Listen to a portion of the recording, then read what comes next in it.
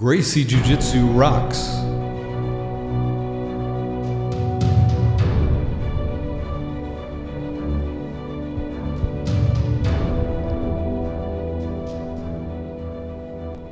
Welcome to the Gracie Jiu-Jitsu Rocks podcast, a podcast dedicated to Gracie Jiu-Jitsu and all things Gracie, including self-defense, competition, anti-bullying, women's self-defense and empowerment, nutrition, and most especially, the people involved in Gracie Jiu-Jitsu. This podcast is for the average Joe. It's for anyone who practices, trains, teaches, or just loves to talk about or hear about Gracie Jiu-Jitsu. We'll explore the lives of Gracie Jiu-Jitsu practitioners, how they got involved in the art, and what effect it's had on their lives. So buckle up and enjoy the ride.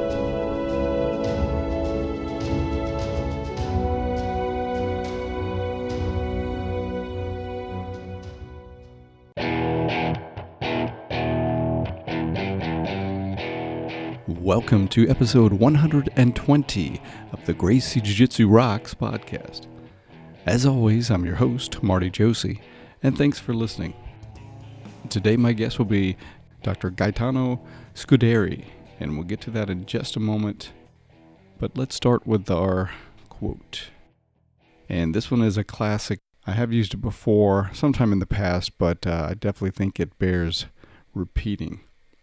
And it is, always assume that your opponent is going to be bigger, stronger, and faster than you, so that you learn to rely on technique, timing, and leverage rather than brute strength. And that quote is from none other than Grandmaster Helio Gracie. All right, Dr. Gaetano, or Guy Scuderi, is an orthopedic and spine surgeon and a 4th degree black belt under the Valente Brothers. He also owns Jupiter Self-Defense in Jupiter, Florida. Dr. Scuderi has been practicing martial arts since his childhood and has experience in Aikido, kickboxing, boxing, shoot fighting, kung fu, Tai Chi, Judo, Japanese Jiu-Jitsu, and Gracie Jiu-Jitsu. He's been part of the Valente Brothers family for nearly 20 years and is just a very, very interesting guy. I first heard of Dr. Scuderi from some participants who had attended the Jiu-Jitsu Lifestyle Summit, the one that Hiron Gracie puts on every year in LA. And the feedback I got was just what an interesting guy that Dr. Scuderi is and how much they enjoyed his presentation. So that piqued my interest, and the more I looked into him, the more interesting he seemed. And after speaking with him, I definitely share their opinion of what an interesting and great guy he is. So I know you're going to enjoy the interview. After the interview, stay tuned for the Make a Difference, Make an Impact segment. And now, without further ado, let's talk with Dr. Scuderi.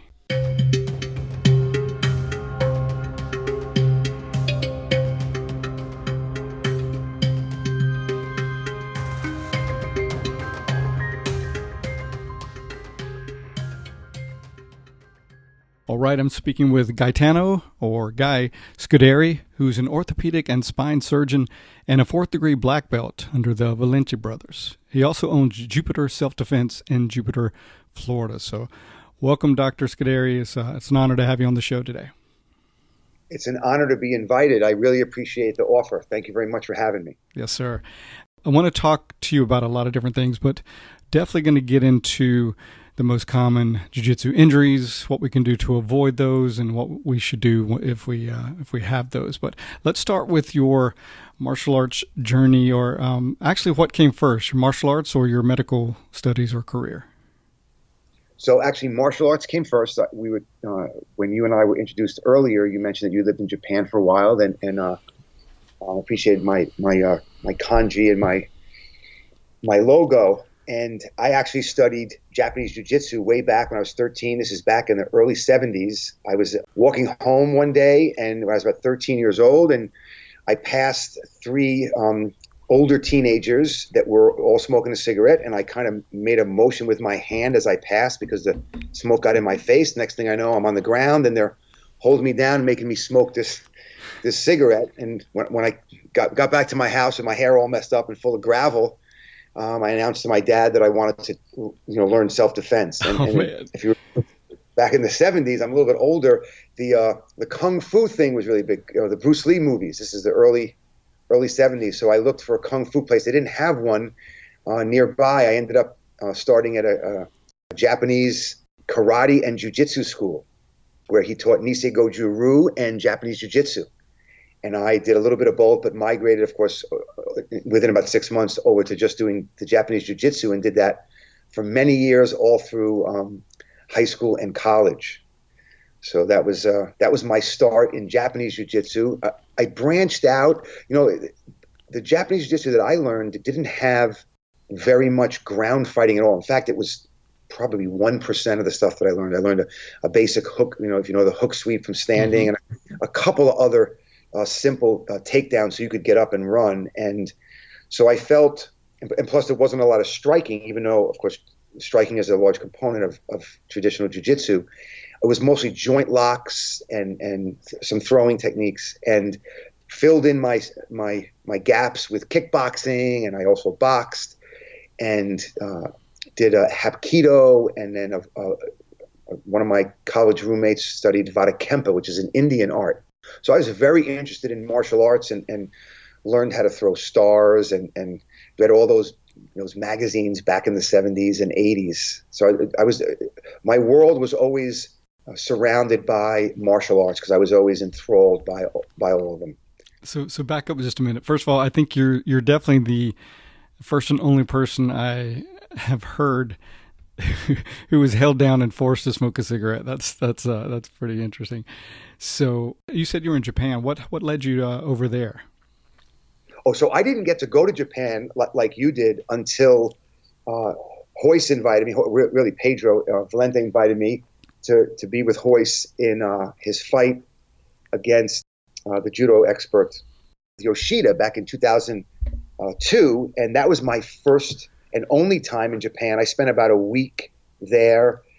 We got to go to the Kodokan, of course, after Royce's fight. It was a great experience, but that was the limit of my experience in Asia. Gotcha. So you talked about the various arts. What led you to Brazilian Jiu-Jitsu or Gracie Jiu-Jitsu?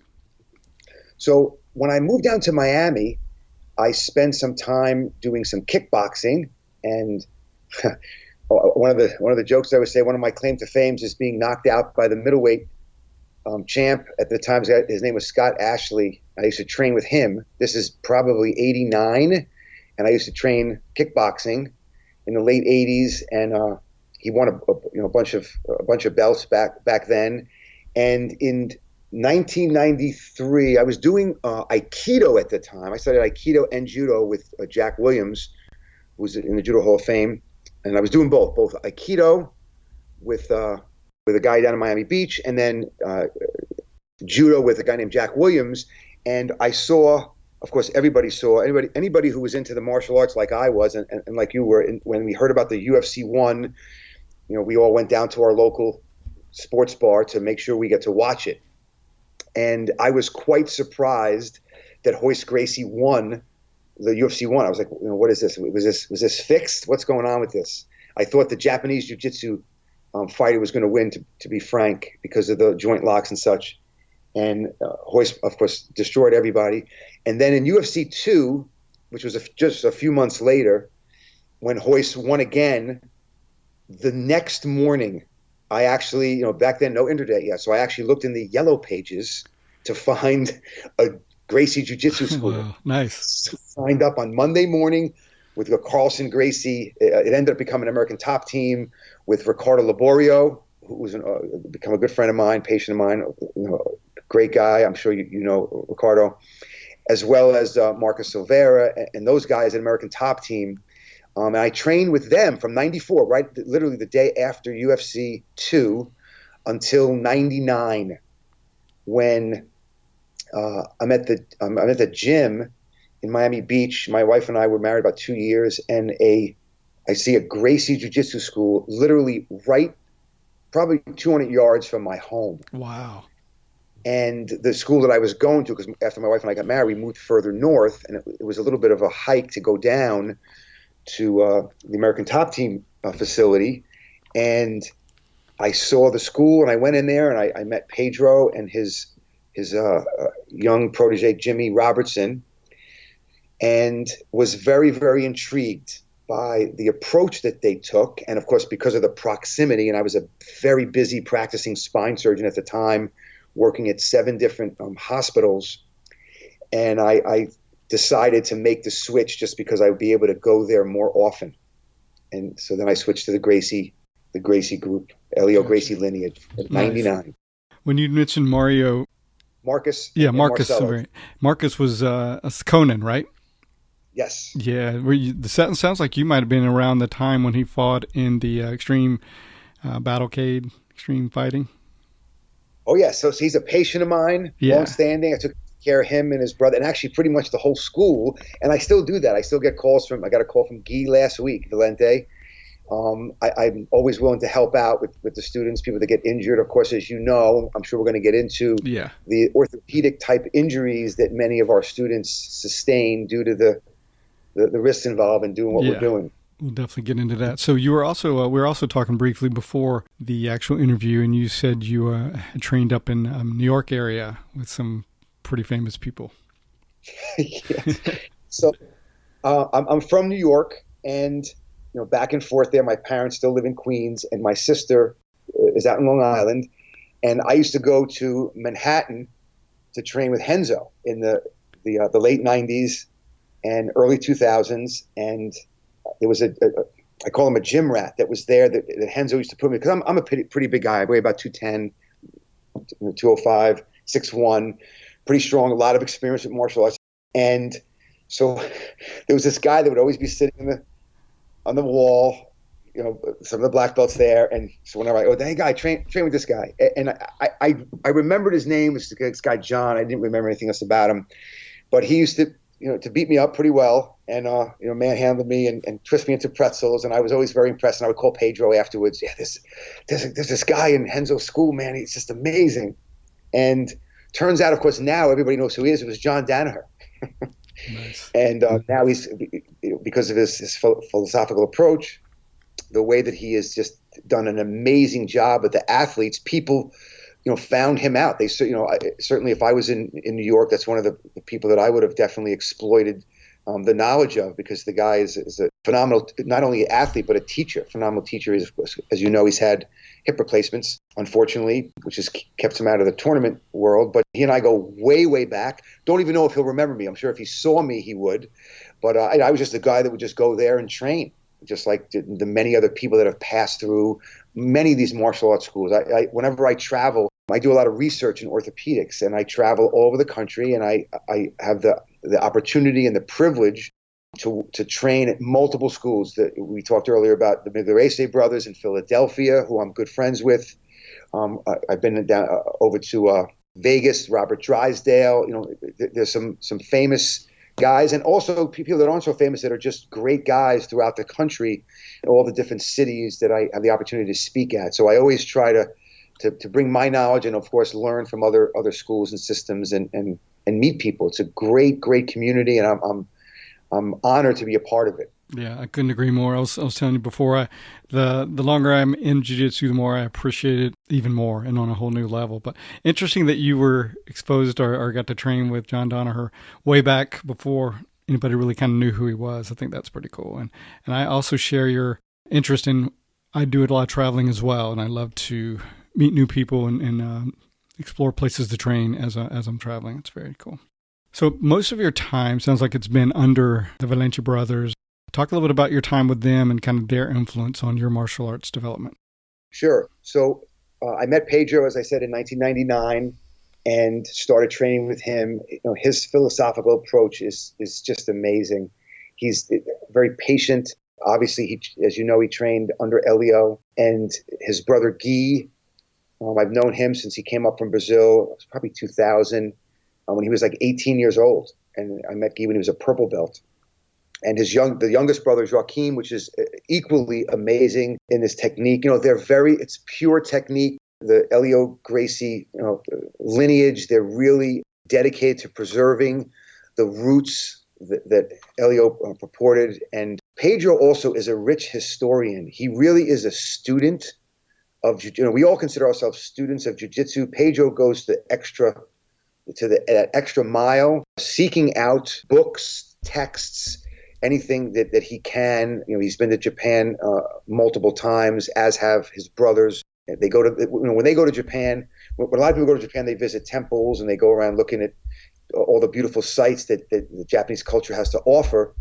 In addition to doing that, the Valente brothers, they go to the libraries, interestingly, and Nice. they look for old books, and they go to bookstores. And you'd be amazed at some of the stuff. The library that they have is phenomenal. And he's really interested in the whole culture and where everything comes from. It's just fascinating. And, his whole basis is on the street fighting aspect, because remember, jiu-jitsu is a martial art, right? It's not a sport.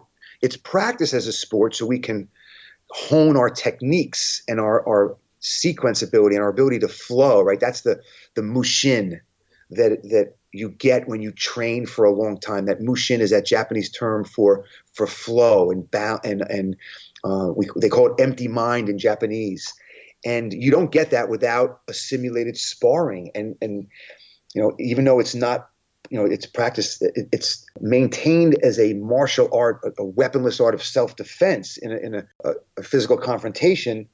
When we practice with each other, we're loaning our bodies to each other to practice these dangerous techniques, right? When I simulate grabbing you by your shoulder or trying to get you in a hold, I'm loaning you my arms to simulate breaking when you put into a joint lock, and loaning you my throat when you are going to simulate a collar choke. So there's an inherent danger to the practice of jiu-jitsu and the implementation. And Pedro is really big on that application as a street fight scenario, as opposed to more of the sportive aspect of it.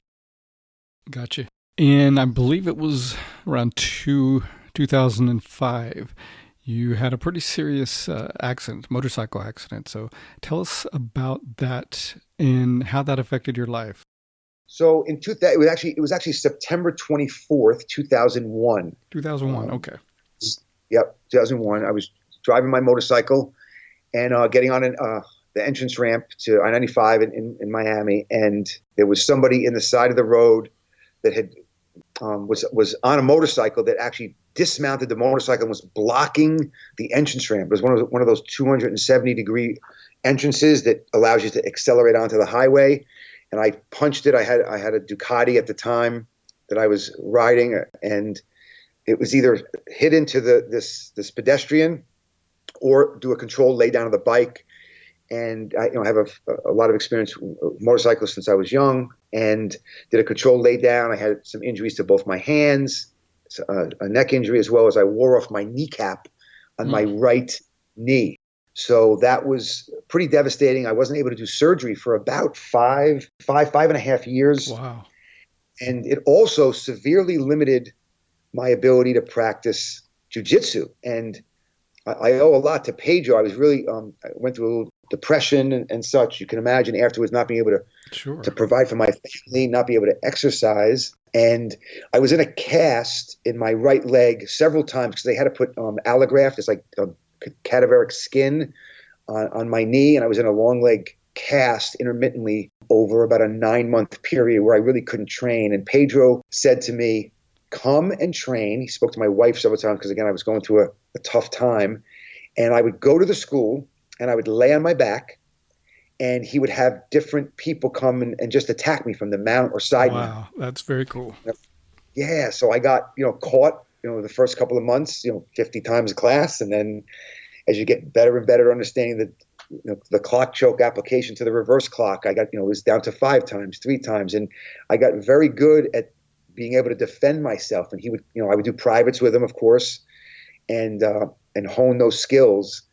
And it was a good time for me to really practice from a severe physical limitation type of concept. Very, very different approach. And it really enhanced my jiu-jitsu tremendously. Well, I certainly admire and respect you. For a surgeon, that's absolutely the worst thing, is for you to have something to injure your hands so you can't work. I mean, I can only imagine how devastating that had to be to you, and certainly understand how you could go into a dark place for a while. But, good for you for being open even through all that to at least go get on the mat and start kind of looking at it from a different approach and doing what you can. So, man, well done for that. Thank you. The other good thing that came out of it was, and again, I had tremendous input from my wife, my family, the encouragement and the positivity. Of course, Pedro's that 753 code that I'm sure you're familiar with. Yes. There was a lot of discussion of that, and they kept bringing me back to this positive attitude and really accepting the situation. I wasn't able to operate, and I started doing my background is in biochemistry, and I started doing some research on trying to understand why some patients who had a knee surgery, for example, or a back surgery didn't get better. Most patients should and do, but there's this certain group of people that didn't get better, and I was perturbed in my inability to assist with those patients that I could identify early on. And I went on what I call a fishing expedition, where I would take samples of people's knees, took samples of people's spines, and I have another funny story for you. In 2004, my daughter had I think it was her third birthday party or second birthday party. And when people came in, I rented an MRI scanner, and it was sitting outside my house, and I rented this scanner, and as people came in, bringing my daughter's gifts, I asked everyone if they would sign a consent form to get an MRI scan, and if I could take a sample of fluid from their knee joint. These are normal. That's one way to get subjects, right? And that led to a sentinel research paper that was published in the Journal of Bone and Joint Surgery. Wow. On a protein that I identified associated with joint pain in the knee. I also identified it in the back, in the disc spaces of the spine, and it's now been identified in all the joint spaces because it's a cartilage byproduct, which was really instrumental in allowing me to figure out this biochemical problem that is going on in our bodies that not everybody. Some people are lucky. You have some people. I always talk about the Michael Jordans of the world or the Wayne Gretzky's that have these long careers. They are gifted and blessed not only with the genetic superiority of athleticism, they also have what I call the longevity gene, and that's something that I do not have. My fingers are swollen and stiff, and I've got some knee issues, and like many of us mere mortals, we don't have that longevity gene, and this protein that I identified is what is the cause of this accelerated degeneration that we see in patients or people that have even minor injuries as we get older. And this identification started in the early 2000s, as I mentioned, and some researchers in the pain department at Stanford University got interested in what I was doing, and I got a phone call from someone in 2006 and started a collaboration at Stanford. Wow. And that led to them inviting me to be a visiting instructor for about 6 months. And then they asked me to come on full-time faculty. So I actually relocated. It's hard to say no to Stanford, as you can imagine. So I relocated my family to the Bay Area, and I was a professor there 2008. And started this company, this Cytonics, this biotech company that now has a therapeutic for preventing the acceleration of joint degeneration. I don't want to get too technical, but basically it protects an injured joint from getting arthritis. Wow. It has some regenerative potential, and we've developed a recombinant. I actually just got back from Missouri where we did a large animal trial. We're working closely with the FDA to get this recombinant therapy approved. We did a small animal a few years ago that was published, and now we just finished the surgical procedures. We have to wait 6 months with the animals, and then we'll look at numerous parameters and hopefully get into a human trial for the recombinant therapy at the end of next year. Man. And it's pretty exciting. So in the meantime, that's amazing, man. Yeah. That is a huge, huge discovery. that has all kinds of potential ramifications for people in pain of various sorts, right? Degenerative or just traumatic, or all kinds, right? Exactly right. And of course, I'd be happy to help my jiu-jitsu brethren, but really we'll be able to help everyone as we age. Arthritis is a much more common problem than even something that's obviously much worse, like cancer. But OA, or osteoarthritis, is the most common condition that humans experience. So I'm very excited about the potential for this therapy. We have a lot of brilliant scientists and collaborators that are working with my team, and we hope to have this recombinant in human trials by the end of next year. And we also developed an autologous. So I developed a system in 2013, and this is why I left Stanford, actually, because of this conflict. I'm not going to go into the details, but basically I can actually draw your blood and take this protein out of your bloodstream and then super concentrate it and deliver it back into a diseased joint. I was the guinea pig, the first one when we got it FDA approved back in 2014. But people like Robert Drysdale and who's gone public on it, and Hoist Gracie, Vitor Balfort, who I'm sure you know, has come. Cesar Mutante is another one who's gone public. I've done some other athletes, not only in the jiu-jitsu world, but others who don't wish to be disclosed. But those four have gone public with their injections and fought after it and done well. And I saw a recent post that Sylvester Stallone had an A2M injection, and he was excited about his relief out in LA, because we now have about 150 doctors that are using the system, this alpha-2 macroglobulin system. So the thing led me to my jiu-jitsu situation with Pedro. So proud to be fourth degree black belt under the Valente Brothers, but also this exciting development for humankind was merely from this. I'm grateful to my wife as well, who played a very big part in assisting me in making that pivot when I couldn't do surgery anymore, and grateful to Pedro for holding my hand essentially to help me through to continue on my jiu-jitsu journey, because I really, after the accident, I was, I wasn't able to do, train, and, I was a top position guy for years, and I had to really make a philosophical change, and Pedro was instrumental in that. So I'm eternally grateful to him as well as my wife for assisting me after a major traumatic life event. It's certainly so important to have support like that to be successful. And, for anyone in that position, could have gone, either way. But I think the strength of your resolve, but having people like you just mentioned in your corner and helping you, man, it means everything. It really makes the difference. What's your wife's name, by the way? Nora, N-O-H-R. Well, shout out to Nora, man. She's awesome. She's actually Colombian, from Colombia. We actually got married there. Nice. Where'd you guys meet? We met on South Beach, actually. On South Beach back in the mid-'90s, and then I chased her. She was working in the fashion industry. I spent a lot of time in Europe, and I chased her over to Germany, and then we ended up eloping actually in Sicily. But nice. Her family as well as my family was upset that they didn't get to join in the celebration, so we ended up going to Colombia for a formal wedding a few months later. Very cool. Very cool. So let's get into injuries. I know that's your specialty, and they certainly abound in jiu-jitsu. So let's talk a little bit about what are the most common jiu-jitsu related injuries, and then maybe kind of break down what we can do to avoid them. And then when we don't avoid them or can't, what are some of the things we can do for the most common type injuries? Certainly. So the way that I like to explain is that, jiu-jitsu, of course, is practiced as a sport, so we can enhance our techniques and get very good at executing them.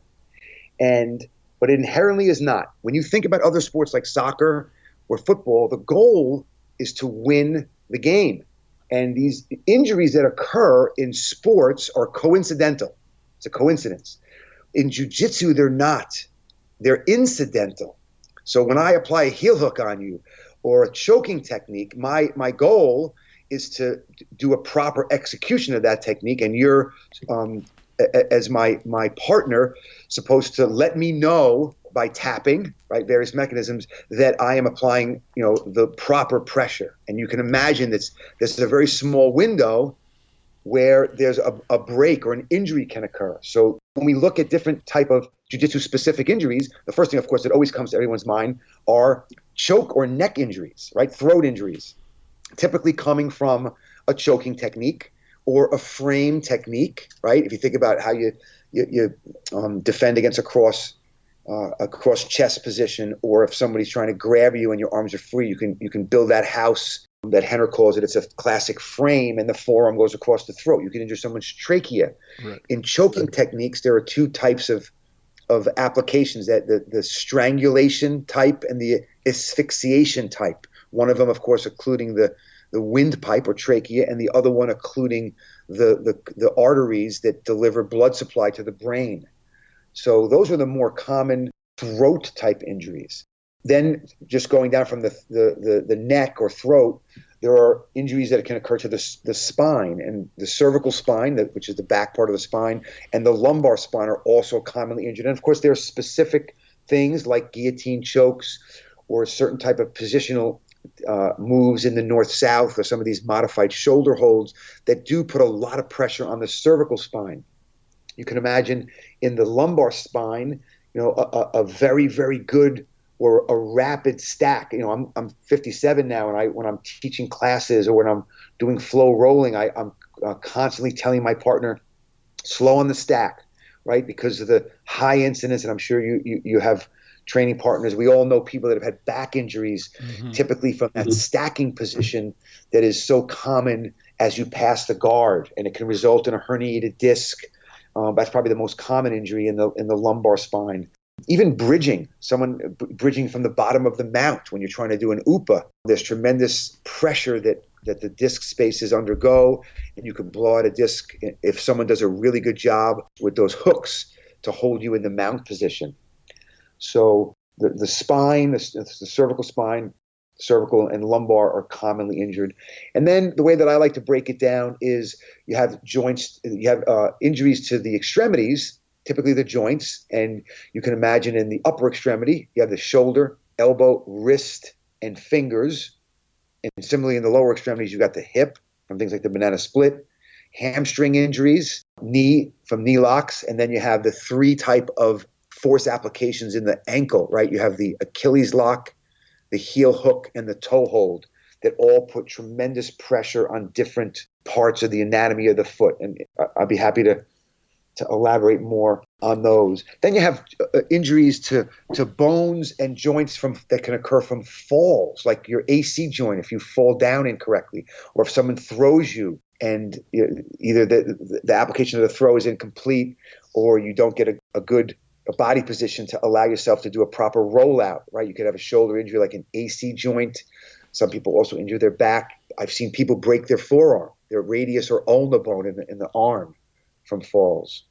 And then you have things like skin issues, and there are two types. There are traumatic type of events, and then hygiene type of events is the way that I like to break them down, right? So typical traumatic skin issues are things like cauliflower ear, right? From a strike to the ear, typically in striking classes, or from an inappropriate or an inadequate defense to a headlock. So one of the things that I noticed with the Gracies is that if you look at them, a lot of them, their ears look pretty good. And I know that Elio was very big on, they have those 10 headlock defenses, and they're very big early on in teaching the defenses to the headlocks so the student understands the leverage concept, the framing concept, and not using their strength to try to pull their partner's arm, which usually goes across the ear that could result in a hematoma or a blood clot in the ear. So things like cauliflower ears are common in jiu-jitsu nevertheless. Even in people that have sophisticated defenses against the headlock, they still occur. I got one on my ear on the right side. And then you have things like mat burns, which are very common, right? As if your feet are on the mat, especially with the traditional tatamis. The hygiene stuff, that's typically from poor hygiene, either on the school's side or the student's side. So cleaning your school regularly with the appropriate solutions, especially if you have classes twice a day like we do, cleaning those mats twice a day with bactericidal solutions will prevent things like ringworm and MRSA type infections. Similarly, washing your kimono, keeping the nails trimmed, things like that are really important. And then the other one that's really big is that I see a lot is a chipped tooth. So I'm a very big proponent of mouth guards. We don't typically wear them in the technique classes, but during drilling, I give the students a moment to go and retrieve their mouth guards. And in the sparring, it's mandatory.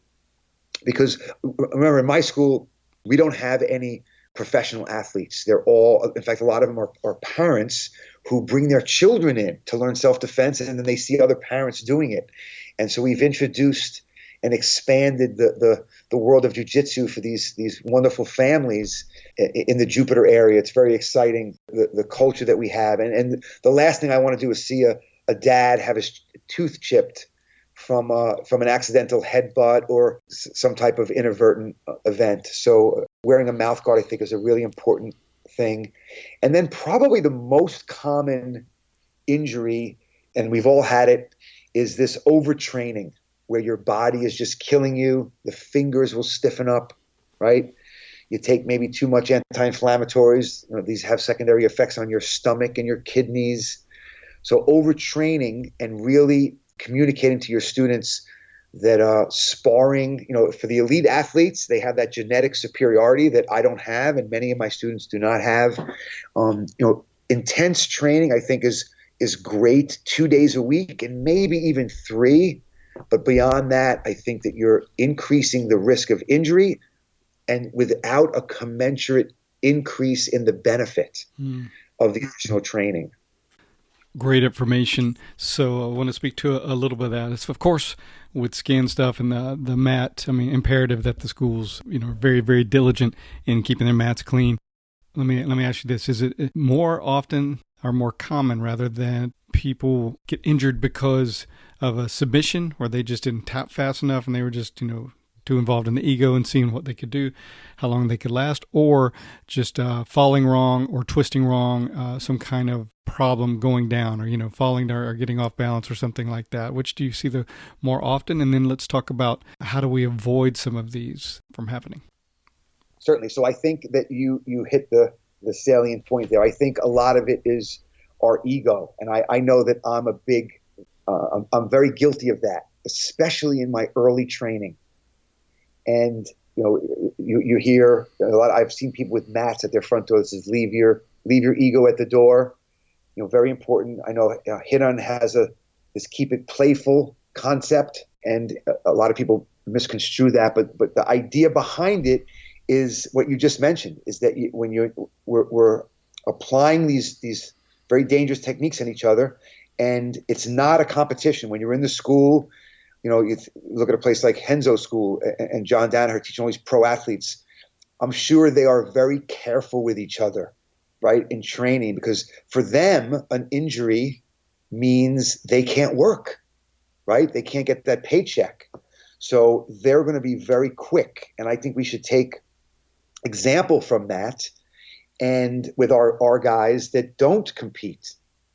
Or even if you compete at an amateur level, recognize the fact that rolling and applying these techniques, it's not important who taps who and how many times you're tapped. And I know that Pedro is great at that. I remember when I would do privates with him, he would put himself in positions looking to see if I would see what he was giving me, right? And I do that with my students now, especially when I do flow rolling or when I do privates, to allow the student to see an opportunity and tapping quickly. And I think if you build that culture as a teacher, tapping and showing your students that it is an important part of role play in getting very proficient at learning jiu-jitsu as expeditiously as possible, as well as minimizing your downtime. Because the reality is jiu-jitsu in all its efficiency and simplicity, right? It's just merely leverage and physics, right? We're using this simple mechanics and the simple machines right? Like levers and wedges. It also is infinitely complex because of all the different tie-ins that it has. And it does take a lifetime to master. So being able to recognize when your body is in danger, especially as you get older, is critically important, and letting your partner know. And the reality is, especially for the more senior people, people know who, if it was a real fight situation, who's going to be victorious. And that shouldn't be part of the training. The training should be exploring positions, practicing getting out of deep holes. And in order to get good at that, you have to tap often, because you're going to put yourself in a bad situation and just work your way out of deeper and deeper submission attempts. So it's really an integral dance with a cooperative partner. I couldn't agree more. Couldn't agree more. And I think you need to be at a place where you trust your partners and that you have the mindset of, I'm going to play, I'm going to learn, I'm going to grow and develop. And I'm concerned with my development, but also my partners, my safety, but also my partners. And if you just, if you're hard-headed and won't tap, you're just looking for an injury. The other part of that is just kind of the accidental stuff of, say you twisted wrong and fell, hurt a knee or either fell on your ribs, whatever. I think, correct me if I'm wrong, as I get older, I know warm-ups are just crucial, much more than when I was younger. So I think taking a really adequate time to warm up and get your body ready, but also, like you said, not overtraining, because I think if you aren't warmed up enough or if you're overtrained, either one of those make you very susceptible to those accidents, right? Yes, you make a very good point about the warm-ups. And one of the things that we do at our school, of course I got it from the Valente Brothers, but many schools do it. And I just want to reiterate the point that you just mentioned on the warm-ups, right? It's not just, when you go to warm up at the gym, you might do some push-ups or some sit-ups or some lighter weight on the bench or whatever other exercise machine you're going to do. When you're warming up in jiu-jitsu, it should be things like back falls, right? Break falls, back rolls, forward rolls, side falls, things like that you do not want to have to think about when it's occurring, when you're going to need that technique quickly. Mm-hmm. Because if someone does a good throw on you, you have to have it, down so perfectly that it doesn't actually get to your cerebrum. It's a reflex that just goes through a spinal reflex arc. And that's that empty mind, or that flow, that mushin concept that's so amazing. So warming up with specific exercises that will train you to keep from getting injured, I think, are critical. You make a very good point. Another thing that comes to mind is, like, I was just actually reading a post on Facebook, and someone was talking about a rib injury. And I know one of the things I try to keep in mind, that if you keep some air in your lungs, it can really be very protective of your ribs themselves and keep them from separating. Can you speak to that a little bit about? Yes, and unfortunately for me, I've had a couple of those. That was actually my first injury with my first jiu-jitsu teacher years ago. That rib injury, and typically it's actually a separation of the cartilage from one of the floating ribs. It's called a costochondral injury, commonly known as a rib separation. And that occurs often, you just mentioned it, not having air in your lungs that you can exhale when there's a strain against your body.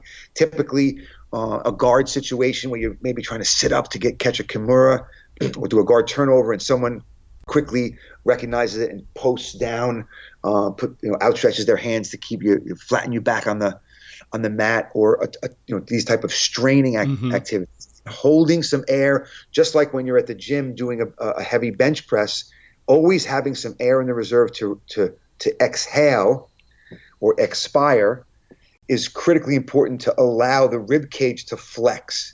Because once it's in a fixed position, you're at significant risk to injury. Mm-hmm. And they are quite common. We see them, I probably see 2 or 3 a year myself in my school. And it's typically a result of that, the ego gets in the way, and students are trying too hard, Yeah. I like to illustrate that point with, I actually have a program called Breathing for BJJ, and it talks a lot about breathing and while you're doing jiu-jitsu, and also strengthening your breathing muscles themselves in isolation before you even get on the mat. But the soda can analogy is what I use, because if you take a soda can or any can, and you try to squeeze it while it's full, you can't, right? It's pretty fortified, but you open it up and pour out the contents, and then it's super easy to smash. So it's kind of the same. If we don't have that interthoracic pressure, then we're a lot more susceptible to getting injured. That's a very good point. I know that you have a medical background as well. When people ask me about these things, I commonly refer them. I know that you know Steve Maxwell. I've been to a couple of his courses. He was at the Jiu-Jitsu Lifestyle Summit last year, and he has some breathing exercises and amazing warm-up exercises that I use actually daily when I get out of bed in the morning, because I do have that early morning stiffness. And these breathing exercises that he taught me and these stretching and flexibility exercises are very, very helpful. In fact, I teach them regularly to my patients. And it kind of looks silly if you've ever seen them. This dog shaking. Have you ever seen Steve do them? Yes. Oh, it's awesome. But they really work. So I would recommend the students, especially some of the older students, although it should be done for everybody, to access Steve's information and see some of the stuff he does for breathing and for flexibility. They're very, very valuable. His warm-ups are, I definitely subscribe to those. And as I get older, I have to every day without fail. My first thing is, after I drink some water, is doing some mobility, some stretching, some breathing, and just kind of, I call it grease the gears and get ready for the day. And then if I do some other workout later, that's that. But just to get things going, I feel like is key. And I think it really has served me well doing that. Absolutely. So important. So if someone has a rib injury or any other kind of musculoskeletal injury, what are some things to do or not do? So the main thing is to, especially in the acute setting, is to apply ice. And I cannot overemphasize this point, especially to my younger students who don't really get it. They think it's dismissive. They can tough it out. Applying ice early and often in the first 48 hours after an injury will significantly accelerate the healing process. It diminishes the blood flow in the acute event that will stop that severe swelling that you'll get if you don't ice it. So I can't overemphasize the importance of ice, the RICE thing, rest, ice, compression, elevation, but the ice is critically important. So in the early stages, ice is critical. Of course, you should not use it. Splinting, they have these rib belts that you can get that will give you a little bit of support for this type of injury. And unfortunately for rib injuries, because it's one of the most common used muscles in the body, right? The diaphragm, it moves a lot. So there's not a lot of stuff that you can do. I remember hearing Hoist talk about managing injuries. And one of the comments that he made is, if I didn't train when I wasn't hurting, I would never train. Mm-hmm. So I'm a big proponent, and I also learned that from Pedro after my injury, my motorcycle accident, that even if you have an injury, I tell my students, come to class, let me know what your injury is, and I can work with it. If it's a knee injury, right, I can put you on your back, and you can't UPA, you can't elbow escape, you just defend different chokes and arm locks. There's a lot of positional work that you can do. If you have an upper extremity injury, you can work, your legs, work leg locks. And so there's always exercises and things that you can learn, techniques you can learn that are jiu-jitsu related.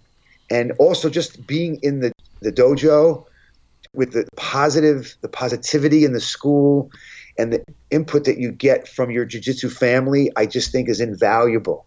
There's a lot of people, we hear about that positive attitude. And again, sometimes people are dismissive with it, but in the talks that I give, I learned a lot just from people that had that tremendous positivity, like my wife and like Pedro. There are others, of course, I just using them as examples. But the health benefits of a positive attitude are so huge. They've been studied in the medical literature.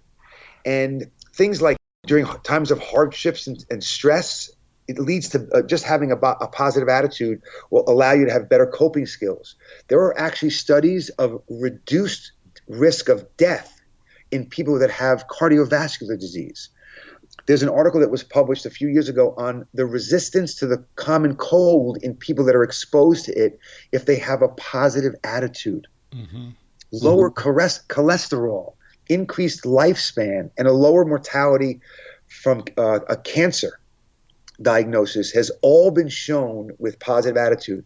So when you get injured, I know with me, sometimes it's kind of hard to dig out of it and be dejected and depressed.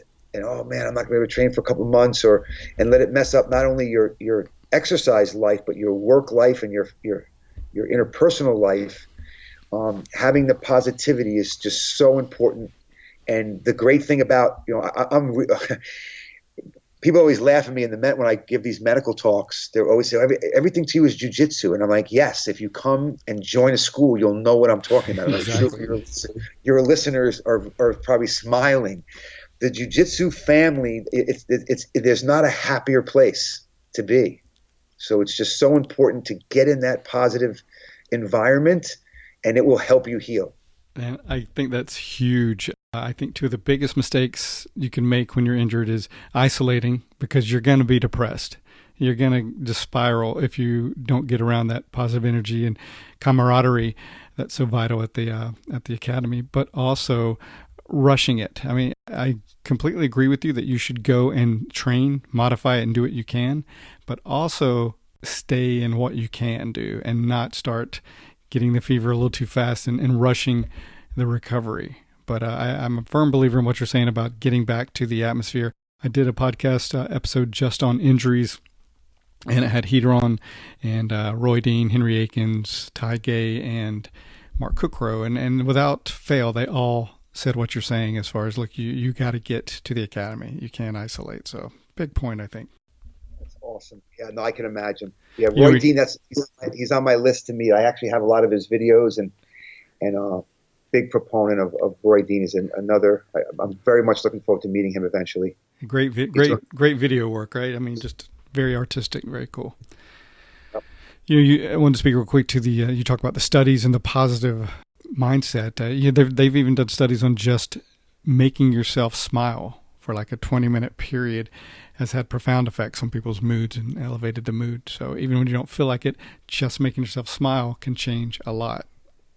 Absolutely. There's a woman from out of Princeton who has this thing where you make this V. I don't know if you've seen this TED Talk, where she holds her arms up in victory. And this has also been looked at to have this positive impact. Yes. Before the interview, I have my kids do it. At the end of class, we do a fellowship challenge in Miami twice a year. And this is really, really stimulating, having this V. Even people that aren't familiar with the V sign, right? You'll see people when they cross the finish line, they do it instinctually. It's true. It's pretty fascinating. Yeah, it's very empowering, and it definitely invokes the endorphins, and it has a big effect. So I actually wanted to make a comment on one of the things you just mentioned about when you go and train when you're hurt, not to re-engage too quickly. You glaze over quickly.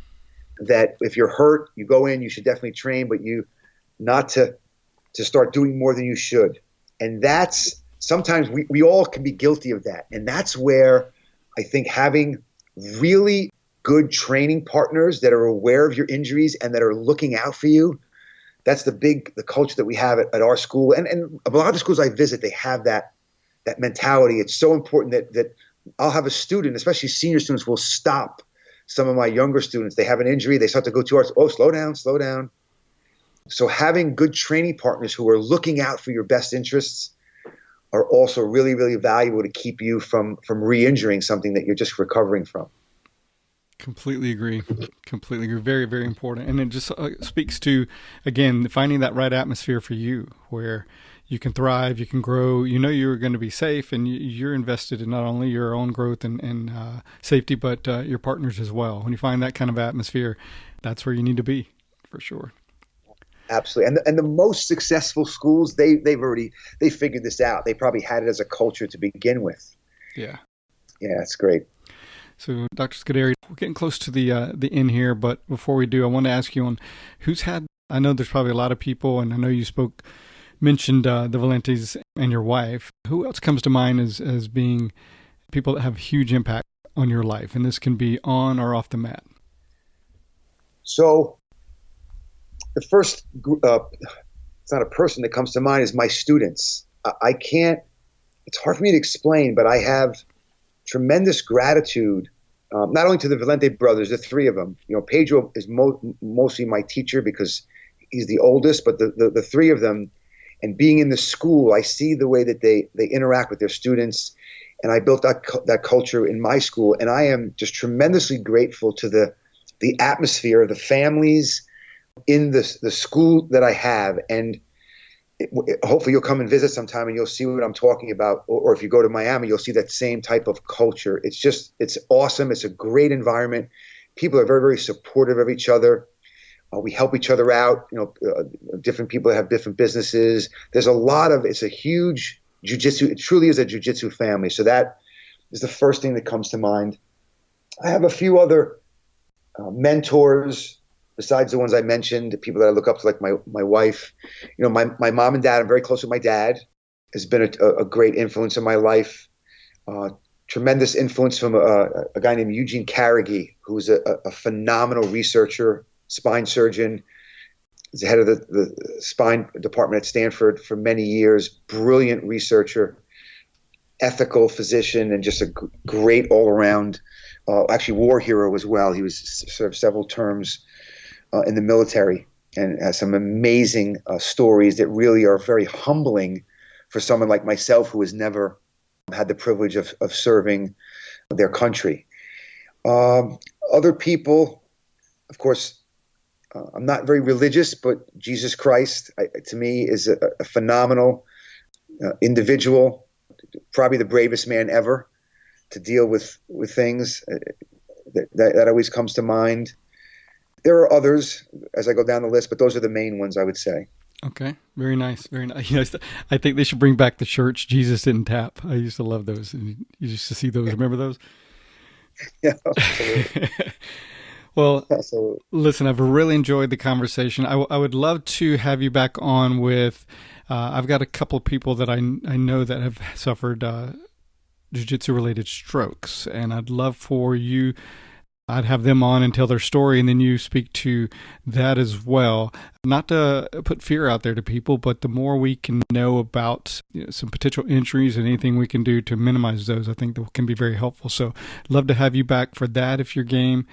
And just want to say thanks, man. You're very interesting and insightful, and you're certainly impacting a lot of lives. So well done, much respect, and I wish you a long and healthy and happy life, Doc. Thank you very much. It was a pleasure speaking with you, and I hope to see you in the next year. I'll make it up to Durham at some point in my travels, and hopefully you'll make it down. Jupiter Self-Defense, we'd love to have you come and do a little seminar, teach a class. It'd be great to have you on the mat with us. Excellent. Look forward to it. Thank you very much. You have a great day. Thanks, sir. All right. Really enjoyed that conversation with Dr. Scuderi. What an interesting person he is. In the interview, he mentioned Steve Maxwell and his warm-ups and his breathing. I'll put a link to that in the show notes. But speaking of breathing, if you've listened to the show very much, you know about my breathing program. But if you're new to the show, I also have a breathing program called Breathing for BJJ, and it's a 31-day online video program designed to completely transform your jiu-jitsu experience through the power of the breath. So check it out at breathingforbjj.com. All right, up next is the Make a Difference, Make an Impact segment.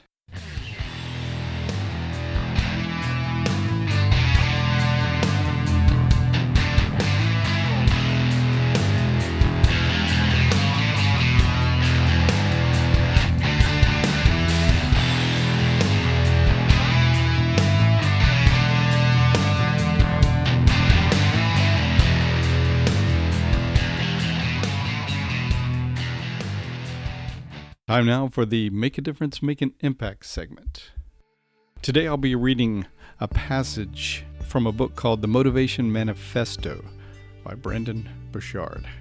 And this part is on character. Very few people have ever done deep work in defining their character, the specific identity they wish to have.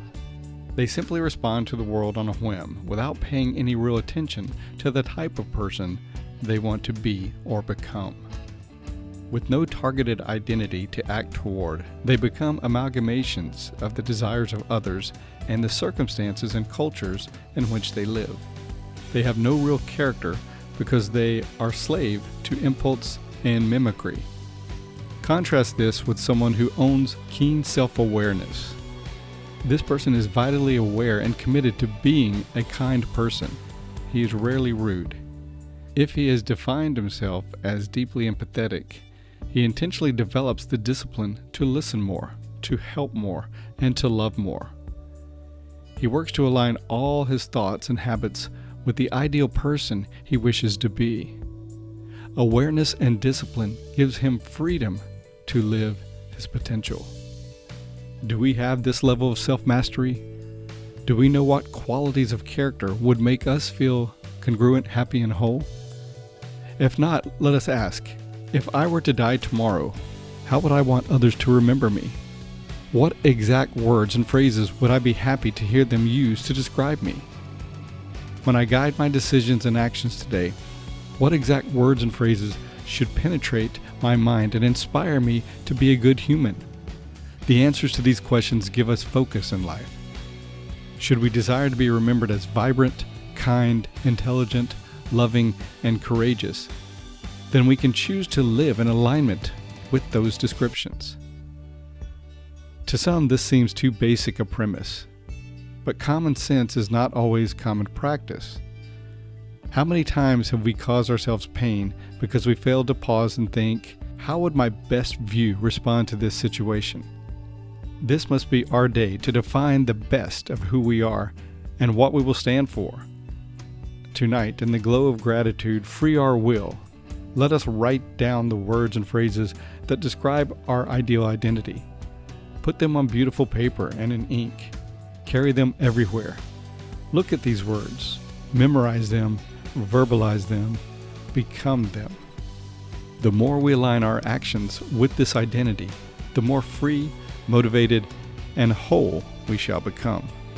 Life will feel brighter and more our own, more deep and satisfying. Destiny will smile on us, and we will be welcomed into the gates of heaven as people of purpose and integrity. So going through your day, your week, your month, keep this in mind. Do the work to clearly define who you want to be and what you want your identity to be, and allow this to build the character that you want to have. And I think by doing this, you'll be a much happier, healthier, and content person. And that's going to do it for this edition of the show. As always, I thank you for listening. Hope you're enjoying the show. If you feel like you're benefiting from the show and want to show your support, you can support us on our Patreon page and a link in the show notes. Please like and follow us on social media and help us spread the word by reposting our posts and telling others about the show. You can leave comments on the website at www.graciejujitsurocks.com. You can also go to iTunes and leave comments as well as rate the show, and we would appreciate a 5-star rating, which helps us with our standing in iTunes. You can also leave comments on our YouTube channel. If you have suggestions for the show, please don't hesitate to give those. We always like feedback and suggestions. Okay, that's going to do it. So until next time, this is Marty Josie, and I'll see you on the mat.